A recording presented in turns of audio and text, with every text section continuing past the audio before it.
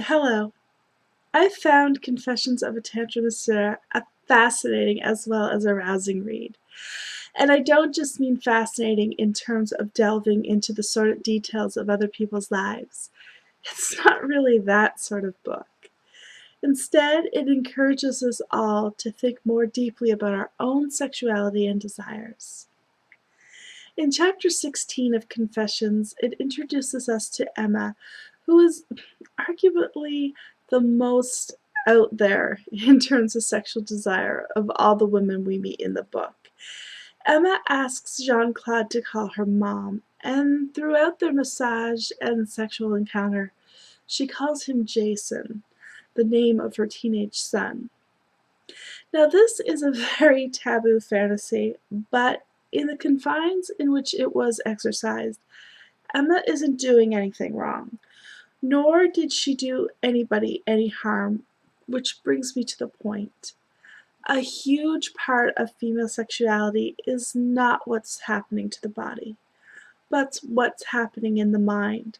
So one of the most arousing things that you could ever do for a woman is to just talk to her. Now, obviously, I don't mean talk to her about everyday nonsense.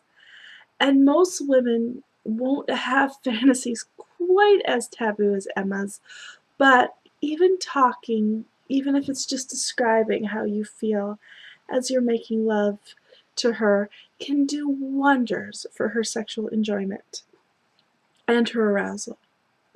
If you feel uncomfortable talking or simply don't know where to start, I'd highly recommend reading sexy stories to one another. Maybe you could pick one of the tales from Confessions. Here's what to remember about sexy talk. It's just talk. It's living out a fantasy of sorts without the negative things that may come with it. For example, if your husband or wife has fantasies of cheating but doesn't actually want to be unfaithful to you.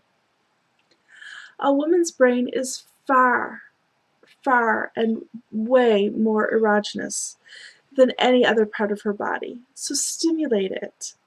Start simple and build up.